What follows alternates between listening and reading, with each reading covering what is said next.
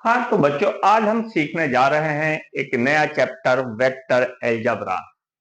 इस चीज के बारे में यह 12th क्लास के लिए चैप्टर मैथमेटिक्स के अंदर इंट्रोड्यूस किया गया है। जो साइंस स्ट्रीम के बच्चे होते हैं वह इस चैप्टर के बारे में बहुत अच्छे तरीके से जानते हैं। 11th क्लास के अंदर फिजिक्स में उन लोगों ने पढ़ रखा होता है, मगर जो कॉमर्स के बच्चे होते हैं उनके लिए यह चैप्टर एकदम नया होता है। इसके साथ ही कुछ बच्चे क्या होते हैं, 11th क्लास में पढ़ा होता है, 12th तक आते आते इसको भूल जाते हैं। एक चीज जरूर आपको रिमाइंड करा दूं, इस चैप्टर के अंदर से 12th क्लास के मैथमेटिक्स के पेपर में बहुत बहुत पूछा जाता है, क्योंकि वेक्टर अलजेब्रा और 3D बहुत सिंपल होते हैं, 101% स्कोरिंग चैप्टर होते हैं। तो जिस तरीके से आप लोगों को समझाया जाए उसी तरीके से इसको समझना बहुत आसान है, बहुत इजीली समझ में आएगा। बिल्कुल उस तरीके से एक्सप्लेन करूंगा कि किसी को कोई डाउट नहीं आएगा। इसके साथ ही एक चीज और बता देना चाहता हूं, जिन बच्चों ने इसको सब्सक्राइब कर रखा है चैनल को, बहुत अच्छी बात है। जिन्होंने सब्सक्राइब नहीं किया है वह बच्चे भी इसको सब्सक्राइब कर लें, साथ ही अपने साथी लोगों को भी इसके बारे में बता दें, रिकमेंड कर दें, और इसके साथ ही अंगूठे को ऊपर जरूर कर देना। तो सबसे पहला बात आती है, what is vector in the vector algebra. Vector होता क्या है? तो अगर वेक्टर ना होता तो बिलीव नहीं करोगे, हम अपनी लाइफ के कितने सारे ऐसे टास्क हैं जिन्हें हम फुलफिल ही ना कर पाते। आप लोग स्कूल के लिए निकलते हैं अपने घरों से, यदि आपको वेक्टर मतलब इसकी डायरेक्शन के बारे में जानकारी ना होती तो आप लोग कभी भी अपने स्कूल ना पहुंच पाते फर्स्ट डे, क्योंकि हमें डिस्टेंस तो पता होती कि हमारे स्कूल की डिस्टेंस कितनी है हमारे घर से, मगर हमें यह नहीं पता होता कि वो किस डायरेक्शन में जाएं हम। एग्जाम्पल से इसे समझाने का प्रयास करता हूं। एक कोई भी, ये चलो एग्जाम्पल से बाहर आते हैं निकल के, इस टाइम डायरेक्ट अपनी चीज पाते हैं। तो वेक्टर अलजेब्रा का मतलब एक ऐसी फिजिकल क्वांटिटी जिसके लिए मैग्नीट्यूड के साथ साथ डायरेक्शन की भी नीड हो, उसे हम क्या नाम देते हैं? वेक्टर। क्योंकि जितनी भी क्वांटिटी होती है यह सभी कितने तरह की होती हैं? दो तरह की क्वांटिटी होती हैं। एक हमारी फिजिकल स्केलर क्वांटिटी होती है और एक हमारी वेक्टर क्वांटिटी होती है। तो जितनी भी फिजिकल क्वांटिटी होती हैं ये कितने तरह की होती हैं? दो तरह की होती हैं, एक स्केलर और एक वेक्टर। अब कहानी आती है, सर स्केलर कौन सी होती है और वेक्टर कौन सी होती है? बहुत आसान है। जैसे कि हमारा ये मेरे हाथ में एक पेन है, कोई कहे बताओ इसका मास कितना होगा। सपोज कह रहा हूं, एग्जाम्पल उठा रहा हूं 50 ग्राम। अब इस 50 ग्राम से क्या और किसी चीज की नीड है इसका एग्जैक्ट आंसर देने के लिए? Answer is no. तो 50 gram is the sufficient answer, that means only magnitude. अगर मैग्नीट्यूड बता दें तब हमें क्या पता चल जाता है? इसका मास कितना है। तो इसका मतलब है कि मास हमारी कैसी क्वांटिटी हुई? Scalar quantity. अब इसके साथ कहानी आती है वेक्टर क्वांटिटी। जैसे कि सपोज यह एक हमारा मास है 50 ग्राम का ही, कोई कहे भाई इसको हमें यार उठाना है या पुश करना है किसी भी डायरेक्शन में, तो कहेगा ठीक है हम इस पे फोर्स लगाते हैं और पुश कर देंगे। अब वो फोर्स किस डायरेक्शन में लगाया जाए, किस डायरेक्शन में पुश करना है, तो ऐसी फिजिकल क्वांटिटी जिस पर हमें डायरेक्शन की भी नीड पड़ जाए, that is defined as the vector quantity. क्योंकि किस डायरेक्शन में आपको पुश करके इसको लेकर जाना है या पुल करते हुए खींच कर लेकर जाना है, तो यहां पर मैग्नीट्यूड के साथ साथ डायरेक्शन भी नीडेड है, इसलिए कहेंगे कि force is a vector quantity. बच्चे कहेंगे सर ये तो बच्चों वाली चीजें हैं, ये तो हमसे आती हैं। तो ठीक है, चलो बड़ों वालों की चीज में आ जाते हैं। और बड़ों वालों की चीज में स्टार्टिंग होती है रिप्रेजेंटेशन ऑफ ए वेक्टर। किसी वेक्टर को रिप्रेजेंट किस तरह से किया जाता है, तो देखो सीखो। एक इस तरह की स्ट्रेट लाइन होती है और इस लाइन पर ये एक एरो की तरीके से इसको रिप्रेजेंट किया जाता है। किसको? वेक्टर को। मगर यह कहा जाता है कि यह जो एरो है इसमें दो पॉइंट्स होते हैं, एक इनिशियल पॉइंट और एक फाइनल पॉइंट। इनिशियल पॉइंट का एक नाम होता है टेल। क्या नाम होता है? टेल। और जिधर ये एरो होता है बना हुआ, इसका एक नया नाम होता है head. Clear? Tail and head, ये दो चीजें जरूर ध्यान रखनी है। फिर साथ में बात आती है, सर इसका क्या कुछ मैग्नीट्यूड भी होता है वेक्टर का? आंसर इज यस, वेक्टर का मैग्नीट्यूड भी होता है। और वो मैग्नीट्यूड क्या होता है? इस वेक्टर की लेंथ, यहां से लेके और यहां तक जितनी भी लेंथ इसकी हो, वह जो लेंथ होगी वह क्या कहा जाता है? Magnitude of vector. क्या कहा जाता है? Magnitude of vector. तो मैग्नीट्यूड ऑफ वेक्टर से मीनिंग समझे क्या होता है? क्योंकि बहुत से बच्चे होते हैं उनको यही जानकारी नहीं होती, सर ये मैग्नीट्यूड क्या वाला होती है वेक्टर के अंदर। वेक्टर की जो लेंथ होती है that is defined as the magnitude of that vector. अब इसके बाद कहानी आती है, sir what is the direction of vector? Vector की डायरेक्शन क्या होती है?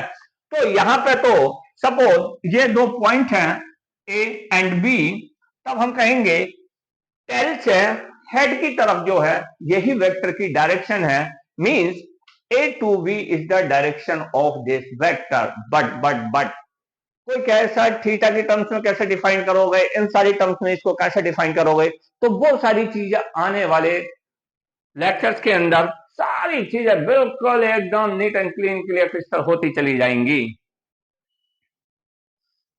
इसके बाद कहानी वही आ गई कि डायरेक्शन ऑफ ए वेक्टर। तो देखो सीखते हैं कि what is the direction of A vector.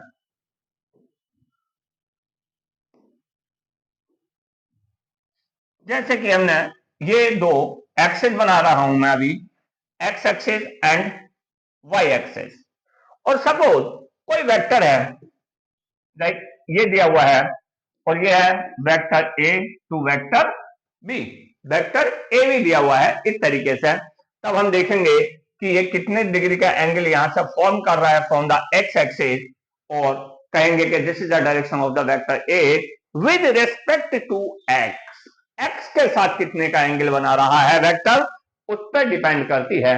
Otherwise इसका जो एग्जैक्ट एक्सप्लेनेशन है वो थोड़ा सा आगे सीखोगे।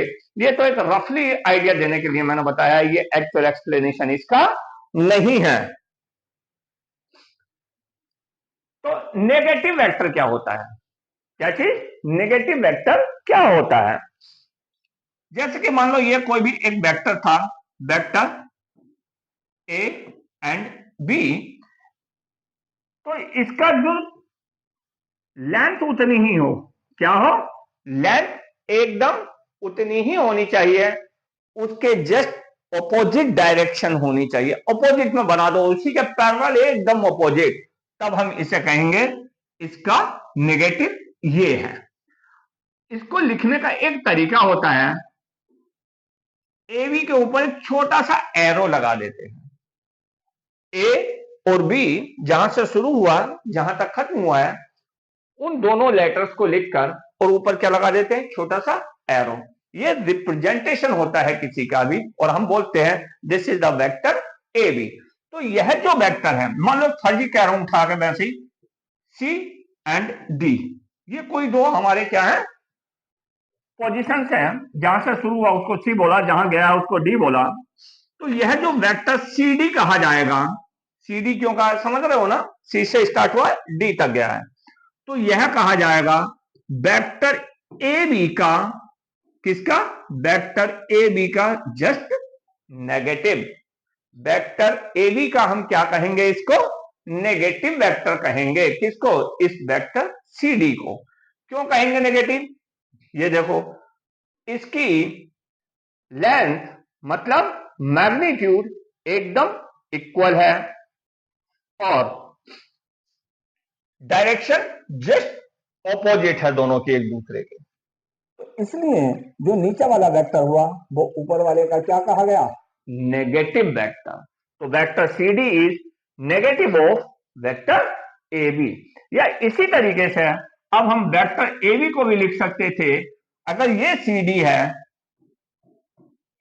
सी डी को हम पहले से मान के चलते कि हमारा रेफरेंस वेक्टर है, सी डी गिवन वेक्टर है, और वेक्टर ए बी को लिखो सी डी की टर्म्स में, तो सी डी का क्या होता? नेगेटिव होता। तो vector A B is negative of vector C D. यहां तक किसी को आई होप डाउट नहीं होना चाहिए, समझ गए होंगे बहुत अच्छे तरीके से। इसके बाद नेक्स्ट चीज पे आते हैं, what is equal vector. Equal vector क्या होते हैं? तो देखो सीखो, ऐसे दो वेक्टर, क्या ऐसे दो वेक्टर जिनकी लेंथ भी इक्वल हो और डायरेक्शन भी सेम हो कहे जाते हैं इक्वल वेक्टर्स। लाइक जैसे कि ये वेक्टर है वेक्टर ए बी, क्योंकि its initial point is taken as A and final point is taken as B, and there is another vector which is C D.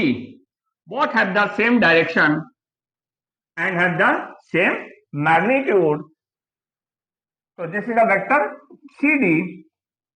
इसलिए अब हम इसे बोलेंगे vector A B is equal to vector C D. क्यों कहेंगे? क्योंकि दोनों vectors की लेंथ मतलब मैग्नीट्यूड भी सेम है और दोनों वेक्टर की डायरेक्शंस भी सेम हैं। अब एक चीज मैं यहां पर और बता दूं, ज्यादातर बच्चे सोचेंगे सर दो वेक्टर्स का इक्वल होने का मतलब, इसका मतलब होता है कि दोनों वेक्टर बिल्कुल एक जगह से स्टार्ट होने चाहिए और एक ही लाइन तक जाने चाहिए। Answer is no. अब यदि जब दो वेक्टर इक्वल होते हैं तो हम ए बी की जगह सी डी भी लिख सकते हैं, क्योंकि जब दोनों आपस में सेम है, एक जैसे हैं, चाहे ए बी लिख दो चाहे सी डी लिख दो, कोई फर्क नहीं पड़ता। इस चीज के एग्जाम्पल को अभी आप समझेंगे जब एडिशन ऑफ वेक्टर कराऊंगा, तब इसी ही से समझ में आएगा। बस ये अभी तो ध्यान रख लो कि if two vectors are equal then their magnitude will also be equal and their direction will also be equal. अब यदि कोई बच्चा इस वेक्टर ए बी को यहां की बजाय यदि यहां बना देता, लेंथ को चेंज नहीं होने देता, डायरेक्शन को चेंज नहीं होने देता, तब भी वेक्टर सी डी और वेक्टर ए बी आपस में इक्वल वेक्टर होते और हम इस कंडीशन में भी बोलते कि vector A B is equal to vector C D. क्यों बोलते? क्योंकि हमने उसकी पोजीशन भले से इधर उधर शिफ्ट कर दी, बट क्या नहीं चेंज होने दिया? उसकी हमने डायरेक्शन चेंज नहीं होने दी, उसकी हमने लेंथ नहीं चेंज होने दी। तो इसका मतलब है यदि किसी वेक्टर को डायरेक्शन और लेंथ कांस्टेंट रखते हुए, फिक्स रखते हुए, हम उसकी पोजीशन इधर उधर कहीं भी ले जाएं, क्या वेक्टर पे कोई फर्क पड़ता है? आंसर इज नो, वेक्टर पे कोई फर्क नहीं पड़ता है। एग्जाम्पल समझो इसका, जैसे कि एक वेक्टर ये है vector A B, this was the initial point and this is the final point. अब कोई बच्चा कहने लगे सर एक एग्जाम्पल ले रहे हैं हम, तो 5 यूनिट का है, ये कितने यूनिट का है? 5 यूनिट, और अलोंग एक्स एक्सिस है।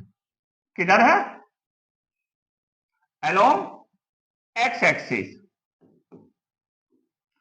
यदि हमने कोई इस वेक्टर को यहां बना दें, इसकी लेंथ हमने सेम रहने दी 5 यूनिट, और अभी भी ये अलोंग एक्स एक्सिस है,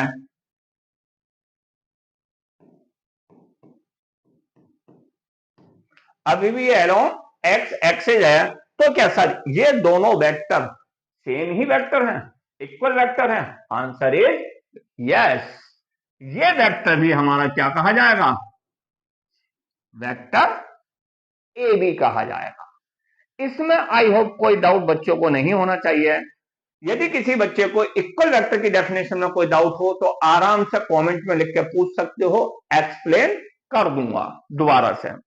मगर ये चीज जरूर ध्यान रखना, ये इक्वल वेक्टर्स और एक आएगा यूनिट वेक्टर्स, ये दो बहुत ही ज्यादा मोस्ट इंपोर्टेंट चीजें होती हैं। अगर समझ में नहीं आई आपके तो समझ लो फिर वेक्टर और 3D सिर के ऊपर से निकल जाएगी। इसलिए बहुत बहुत बहुत ढंग से इसको समझते हुए चलो। तो इक्वल वेक्टर्स क्या होते हैं? क्लियर? गुड। कहानी आती है एडिशन ऑफ वेक्टर। यहां से शुरू होती है असली दुनिया वेक्टर की। एडिशन ऑफ वेक्टर, जिसको कि ट्रायंगल लॉ ऑफ एडिशन के नाम से भी हम जानते हैं। तो चलो इसके ऊपर बात करते हैं कि what is the addition of vector. क्या होता है यह एडिशन ऑफ वेक्टर्स। हमें कोई दो वेक्टर दे दिए जाएं। एक वेक्टर ए है और एक वेक्टर बी है। हमसे कहा गया है add these two given vectors. अब यहां पर एक चीज बहुत ज्यादा ढंग से समझ लेना, क्यों कंफ्यूज होने का डर हो जाएगा तुम्हारा। अरे सर ये वेक्टर ए आपने क्या लिख दिया, अभी तो ए यहां और बी यहां, इसको वेक्टर ए भी लिख रहे थे आप। वो पॉइंट्स थे गिवन। क्या थे? पॉइंट्स थे गिवन किसी भी वेक्टर के। अब हमने वो इनिशियल फाइनल पॉइंट गिवन नहीं किए, हमने पूरे वेक्टर को ही एक कैपिटल लेटर के ऊपर एरो लगा दिया और कैपिटल ए नाम का इसको वेक्टर मान लिया है। ऐसे ही इस गिवन वेक्टर को कैपिटल बी नाम का हमने क्या एज्यूम कर लिया है, कोई वेक्टर है। अब यहां ये ए या बी इनिशियल या फाइनल पॉइंट्स नहीं है, ये जरूर ध्यान रखना। तो इन दो को हमें ऐड करना है। तो हमेशा ध्यान रखो वेक्टर को ऐड करने की जो टेक्निक्स होती है वह क्या होती है, उसको सीखो। जो हमारा गिवन वेक्टर होता है एक, उसको तो एज इट रहने दो, कोई से को भी, मान लो ए है।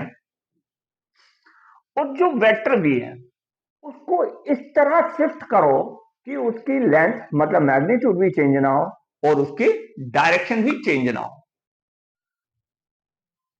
और ये मैंने वेक्टर v को इस तरह यहां को शिफ्ट करके ले आया कि इसकी लेंथ भी नहीं चेंज होने दी। जितनी लेंथ इस वेक्टर की थी उतनी ही लेंथ इस वेक्टर की है, और जो डायरेक्शन इसकी थी वही डायरेक्शन इसकी है। तो यह भी वेक्टर v ही कहा जाएगा। और इस तरीके से ए के साथ उसको क्या करते हैं, टच कराते हैं कि ए की टेल पर, वो ए के हेड पर, कहा ए के हेड पर वेक्टर बी की क्या लग जाए, टेल लग जाए। फिर एक बार रिमाइंड करा रहा हूं, वेक्टर ए के हेड पर वेक्टर बी की क्या लग जाए, टेल लग जाए। तब हम कहेंगे now this is the graphical या symbolic addition of these two vectors. अब फिर starting point of A which is the tail of vector A, इसको ज्वाइंट करा दो किससे, वेक्टर बी के हेड से। किससे ज्वाइंट करा दो, वेक्टर बी के हेड से। और इस तरह इस लाइन को वेक्टर की शेप दो कि टेल पर तो टेल बने और हेड पर हेड बने, टेल पर टेल बने, हेड पर हेड बने। तो ऐसे में हम कहेंगे this is the resultant vector of addition of the two given vector A and vector B. तो यह बिल्कुल एग्जैक्ट इक्वल होगा vector A and vector B के समेशन के। क्या इस बात को समझे या नहीं समझे? उम्मीद करता हूं कि समझ गए होंगे। अगर फिर भी कंफ्यूजन हो तो एक बार फर्दर एक्सप्लेन कर रहा हूं। मान लो यहां किसी ने कह दिया वेक्टर सी है, क्या है, वेक्टर सी है। और ये लो अब इस तरह की शेप में दिया हुआ है वेक्टर डी, डायरेक्शन थोड़ी सी चेंज कर दी। और किसी ने कहा now add these two vector, vector C and vector D. तो ठीक है, देखो कैसे ऐड होंगे ये दोनों वेक्टर। वेक्टर सी को एज इट रहने दो, ठीक है, ओके। और वेक्टर डी को शिफ्ट करके इस तरह ले आओ यहां पे इसके, कि वेक्टर डी जो हो डायरेक्शन भी चेंज ना हो, मैग्नीट्यूड भी चेंज ना हो। तो यहां का मतलब हम दोबारा से इसको ड्रॉ करके दिखा रहे हैं। ये लिया है हम वेक्टर डी। ड्रॉ करने का तरीका वही जो बता चुका हूं। पहले वेक्टर की टेल और अगले वेक्टर के हेड को आपस में क्या करा दो, मीट करा दो। और टेल पे टेल बनाओ, हेड की तरफ हेड बना दो। तो ये जो एक नया वेक्टर आया, यह वेक्टर आर मतलब रिजल्टेंट कहा जाता है, समेशन वेक्टर कहा जाता है these two vector C and D का।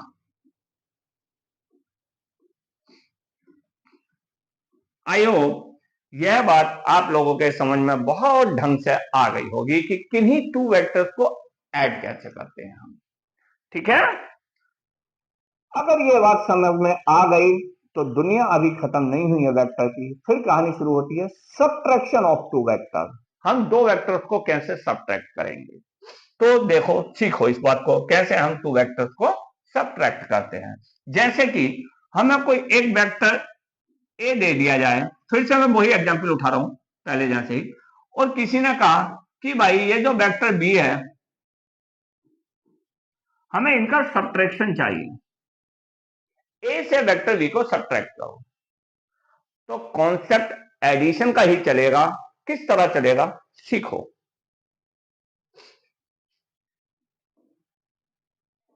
ये बन गया वेक्टर ए, ये बन गया वेक्टर बी,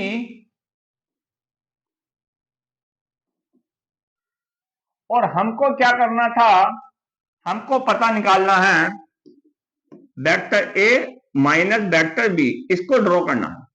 ठीक है ना, बहुत सिंपल। देखो अगर ये वेक्टर बी है, हम मैग्नीट्यूड तो इतना ही रहने दें, बट जस्ट डायरेक्शन रिवर्स कर दें, अपोजिट कर दें, तो क्या बन जाएगा माइनस ऑफ वेक्टर बी, मतलब नेगेटिव ऑफ वेक्टर बी। क्यों, जितना मैग्नीट्यूड इसका उतना ही मैग्नीट्यूड इसका। मैग्नीट्यूड का मतलब समझ रहे हो ना, लेंथ, दोनों की लेंथ सेम, डायरेक्शन इसकी इधर थी, इसकी जस्ट रिवर्स कर दी, अपोजिट। तो जो ये वेक्टर था, वेक्टर बी था, ये उसका जस्ट नेगेटिव हो जाएगा, माइनस ऑफ वेक्टर बी हो जाएगा। क्लियर। और हमें चाहिए था ये, तो इसका मतलब इसे इस तरह लिखा जा सकता है ना, A plus of vector minus B. क्या इस तरह लिख सकते हैं, कोई दिक्कत नहीं होनी चाहिए। मतलब वेक्टर ए और नेगेटिव ऑफ वेक्टर बी, इन दोनों का क्या करना है, समेशन करना है, ऐड करना है, जो हमने अभी ही सीखा था। चलो हो जाओ शुरू।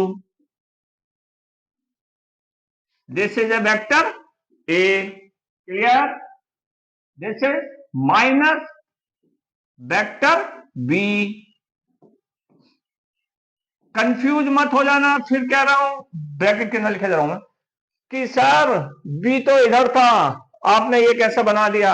पहले बी को हमने माइनस ऑफ बी बनाया, नेगेटिव ऑफ बी बनाया, और फिर क्योंकि ये माइनस का बी या ये माइनस का बी बिल्कुल एग्जैक्ट इक्वल कहे जाएंगे यदि मैं इनकी डायरेक्शन और इनके मैग्नीट्यूड को चेंज ना होने दूं। पोजीशन इधर उधर कहीं भी ले जाओ कोई फर्क नहीं पड़ता है। अब एडिशन का जो टेक्निक है, उससे टेल से टेल मिलाओ, हेड से हेड मिलाओ, ये लो, ये जो रिजल्टेंट आया निकल के, ये कहा जाएगा किन दो वेक्टर्स का रिजल्टेंट, दिस एंड दिस। मतलब वेक्टर ए और माइनस ऑफ वेक्टर बी, इन दोनों का क्या कहा जाएगा, ये एडिशन। क्योंकि हमने तो एडिशन वाली टेक्निक लगाई है ना, वो तो हमारी अपनी बाजीगरी है कि हमने एडिशन से कैसे सबट्रैक्शन निकाल के रख दिया। और अब इसको ब्रैकेट को जरा हटा दो, तो ये क्या लिख जाएगा, vector A minus vector B. यही हमें करना था, representation of subtraction of two vectors. I hope यहां तक किसी को डाउट नहीं होना चाहिए, और अगर यहां तक किसी को डाउट नहीं है तो समझ में ढंग से आ गया होगा। अब अगली जो इसकी क्लास, जो कि कल लेक्चर पड़ेगा आप लोगों के लिए, बहुत बहुत मोस्ट इंपॉर्टेंट होगी, उसमें आएगा यूनिट वेक्टर्स, और फिर इसके अंदर cross product, dot product, 3D, फिर तो दुनिया दुनिया दुनिया बड़ी बड़ी होती चली जाएगी। मगर उस दुनिया को सीखने के लिए, जानने के लिए बहुत ज्यादा जरूरी है चैनल को सब्सक्राइब कर लो, और जिन बच्चों ने कर लिया है बहुत बढ़िया बात है, उन दूसरे बच्चों को बता दो जिन्होंने इसको सब्सक्राइब नहीं कर रखा है। इन चैप्टर्स के साथ पिछले जिन जिन चैप्टर्स में आप लोगों को डाउट है कमेंट्स में लिख के बता दो। हर चैप्टर को पहले पहले करता चला जाऊंगा जहां डाउट्स हैं। अदरवाइज तो पूरा मैथमेटिक्स का कोर्स आपका इस बोर्ड एग्जाम से पहले पहले कंप्लीट करवा के दूंगा। ठीक है, एक बार फिर बता रहा हूं, आप लोगों को जिस चैप्टर में डाउट्स है उन चैप्टर्स के नाम मुझे कमेंट्स में लिख के दे दो। पहले मैं उन चैप्टर्स को एक्सप्लेन कर दूंगा, अदरवाइज तो फिर मैं अपनी तरफ से चैप्टर्स को लेकर चलूंगा। बोर्ड एग्जाम जो आपका होना है इससे पहले ही पहले मैं इस चैप्टर्स को सारों को करवा दूंगा। कौन सा बोर्ड एग्जाम? ये है जो 2025 का बोर्ड एग्जाम है आप लोगों का। ठीक है, ठीक है, कल मिलते हैं। Okay, thank you.